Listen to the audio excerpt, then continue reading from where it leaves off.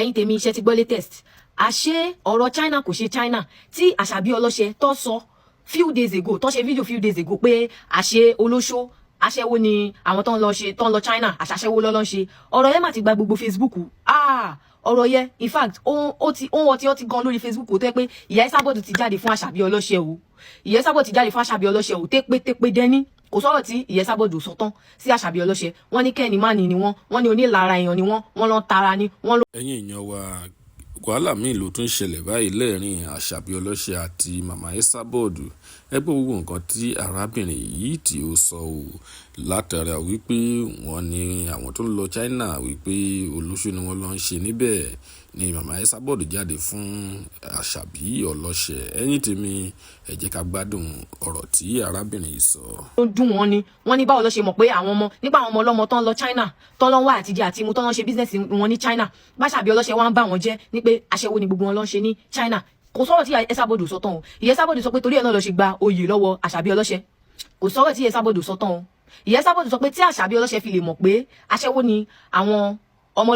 èèyàn lọ ṣe ní China àwọn tó ń lọ ṣe business ní China pàṣẹwó lọ ṣe ìyá Esabod sọ pé that means pé Àṣàbí Ọlọ́ṣẹ the same thing yẹn náà ni Àṣàbí Ọlọ́ṣẹ náà ṣe o kò sọ̀rọ̀ tí ìyá Esabod sọ tán wọn ló ń jowú ni ó ń ṣe kinní kan ní èpè tẹ bá ráwọn èpè burúkú tí ìyá Esabod ṣe fún Àṣàbí Ọlọ́ṣẹ in fact wọ́n máa ń wá fún Àṣàbí Ọlọ́ṣẹ gidi gan ni wọ́n máa ń drag Àṣàbí Ọlọ́ṣẹ gidi wọ́n fi bẹ́ẹ̀ drag wọn ní TikTok bíbá ẹ lọ Facebook wọ́n drag wọn ní bíi apartment neighbor generator Àṣàbí Ọlọ́ṣẹ náà ò dẹ̀ rán anybody o màmá kàn post lọ́n tiwọn ni wọ́n kàn post lọ́n tiwọn ni o she no send anybody o bọ́ ṣé ti rí fídíò tí ìyẹn Esabod ṣe fún wọn ó lọ fà gidi gan o so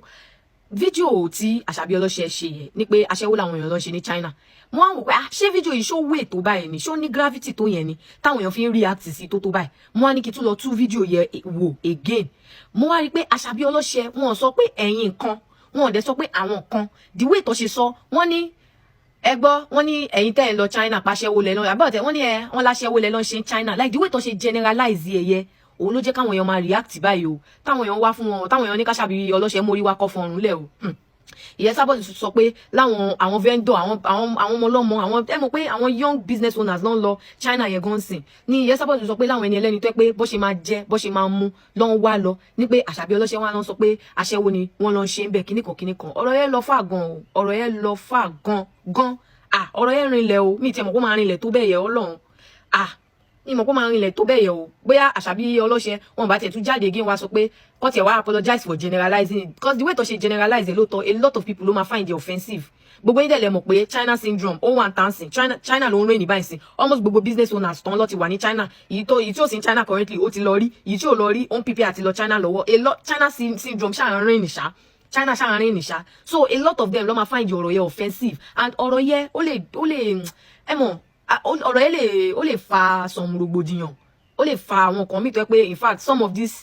of these business owners gan especially the young business owners tó fẹ́ lọ China èyí tó ti má rí inú wọn gan ọkọ ẹ̀gbọ́n lè máa wò pé eléyìí tó yẹ pé ẹni tó tún ṣáájú yín lọ China tó yẹ pé